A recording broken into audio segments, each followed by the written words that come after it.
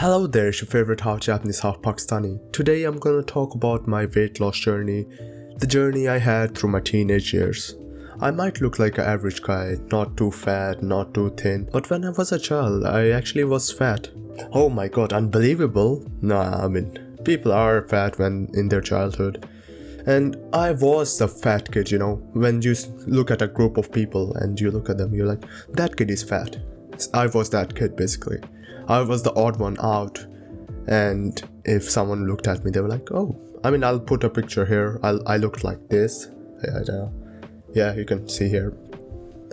Life was alright until I hit middle school, high school, because that's the time when you tend to get targeted.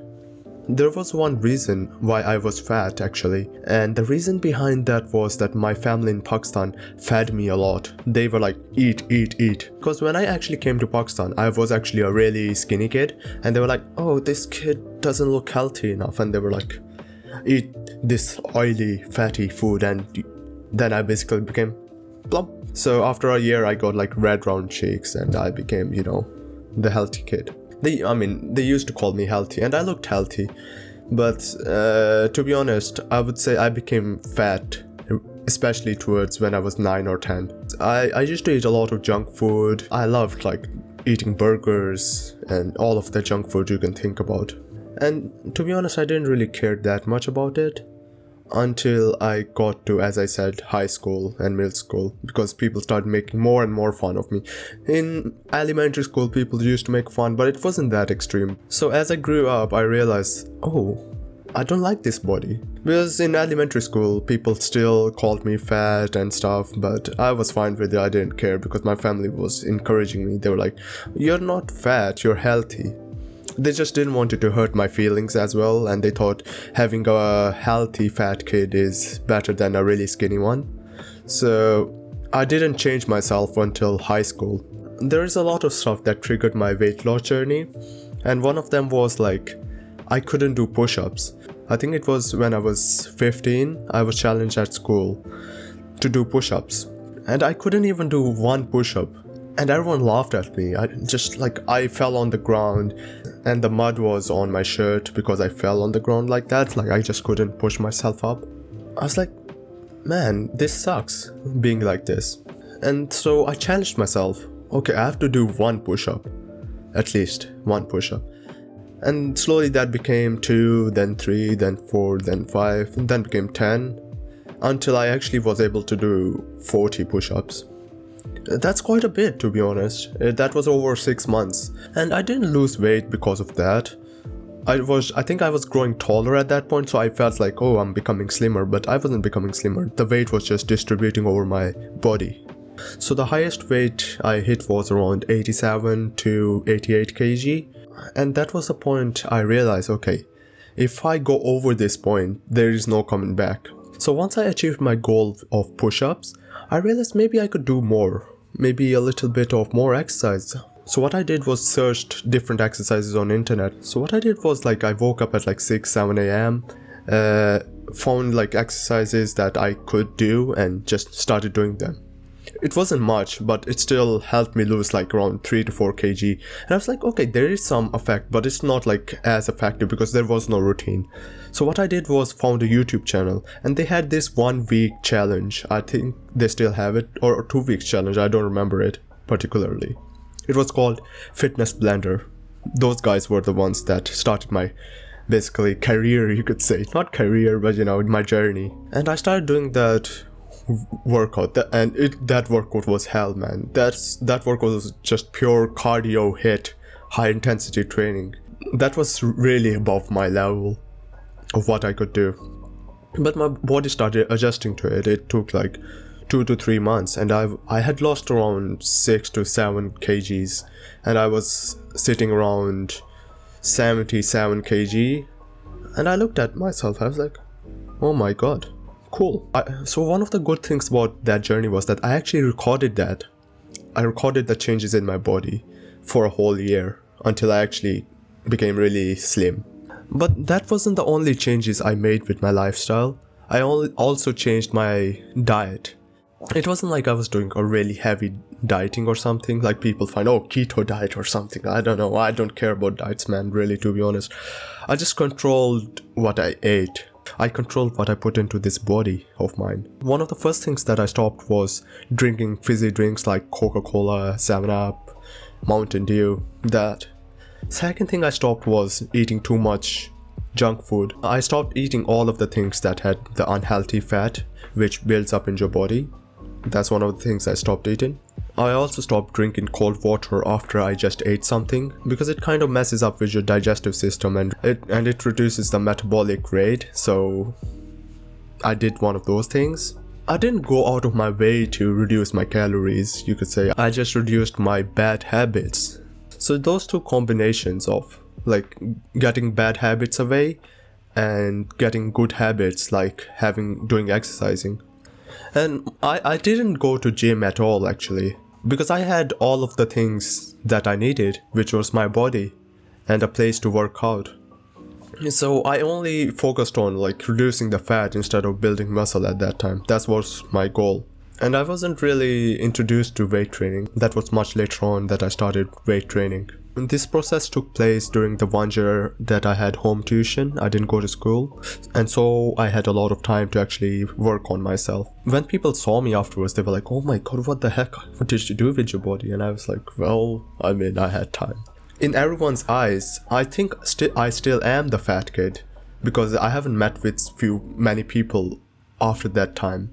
And I haven't talked about a lot of bullying that I faced as a fat kid, because they were like, because whenever someone targets you, they would only target your body, your physical attributes. They were like, oh, you fat cow, oh, you, I don't know, I don't even remember what they used to call me. So it used to hurt. And I still am like physically sensitive. If someone calls me like, oh, your ass is a little big, I'll be like, my ass is big, man, I need to control that size of my ass, man. Because I store a lot of fat in my thighs and my butt. I know that if I gain more weight, I'll gain weight here first. So I'm a little bit self-conscious about it. And I have been physically subconscious about my body since my childhood. But it's getting better because I have made a more of a healthy relationship with my body. And because of this dark side of the subconsciousness, made me end up at a dark place, actually. I started working out more than I should have. And I said I lost 25 kg. That last 5 to 10 kg wasn't healthy that I lost. Because I ended up at a weight around 63 to 60 kg, which is much lower than I should have had. Because my height is around 6 feet or 182 to 183 centimeters, and 60 to 63 kg is really less. It's like underweight. And I got to a point where I used to work out around like 6 hours. So 2 hours of HIIT training, 1 hour of running, and 3 to 4 hours of walking. And I got addicted to an app where it records your steps. I think it was Samsung Health. And I used to hit 25,000 steps consistently every day. In my house, I used to just walk like this in my house. And you know, if I ate one small thing, I'd be like, oh my god, I should walk 30 minutes to counter that calorie that I just intook. Maybe like a glass of milk. And then my body would be like, no, you don't have that. I didn't realize that I was destroying my body by becoming really thin. I was like, becoming this thin is just like normal, which isn't actually the case. So I had this unhealthy relationship with my body, you could say. Before the unhealthy relationship was when I was fat, I ate a lot of junk food. It was at an extreme. And other unhealthy relationship was when I was really thin, extremely thin. I had more of anorexic tendencies, like, okay, I have to like work out, addiction with working out and eating less, basically. It wasn't great. It doesn't feel good to work out 6 hours, man. It's just like pain. And then I realized, okay, I have to change things up. And it wasn't until my first year of like A-levels I realized that. So once I got a schedule in my life, I realized, okay, I need to put this exercising and all of this not dieting, but just restricting my calorie intake on side and prioritize my life and my life goals instead. And so I actually switched from HIIT training to weight training. It was, I think, February of 2019. Yeah, I think it was 2 years ago when I started doing weight training. And from there, I started eating more. I don't have to remain this thin. People wouldn't call me out, wouldn't call me fat if I gained muscle. And that's when I started gaining muscle, I guess. And that's a whole different story about myself. How I gained weight, I guess, not lost weight. And the losing weight journey is what I talk about right now. And right now, I look like this. And I'm much happier with my body. I can talk about that journey in another video if you want, or make a video about how I eat or exercise. I could do it in a totally different video. And I just wanted to talk about how I lost weight and my journey. And it wasn't a healthy journey. People might put a facade and say, okay, my journey was perfect. I lost this much weight in this much time, and this was my goal, and I just smashed it. That wasn't the case. I overachieved from my goal. I didn't realize that. I suffered through the journey beforehand when people used to bully me when I was fat, and when I became really thin, I realized that this is not sustainable at all. And I think the best thing you could do is to it's hard. Mentally, it's hard. You need to conquer this first, and it's really, really hard. First, you conquer your mind, and then your body. Balanced diet, balanced exercise. Don't exercise that much. Don't eat really that much. Give yourself cheat days, but don't make every day a cheat day. Disclaimer, this video is not about how you can lose weight or how you should do things. This is just an insight of my weight loss journey, not a tutorial on how to lose weight. So you shouldn't really take these steps. And I can make a video specifically on how you should lose weight, but if you want it, then please do comment. So I guess now I'm at a better place, and I'm really grateful for how things turned out. And I still am trying to improve myself, still trying to maintaining my body weight, maintaining my diet. Not diet, I would say. It's more of if I feel like eating it, I'll eat it, but at a moderate rate, not too much or not too less. And I'm kind of doing alright, and hopefully everyone who is struggling with weight do the same. It's hard, man, I know, and it might be easy for me to say this, but I just wish you hang in there and get out of this tunnel of darkness to a better place.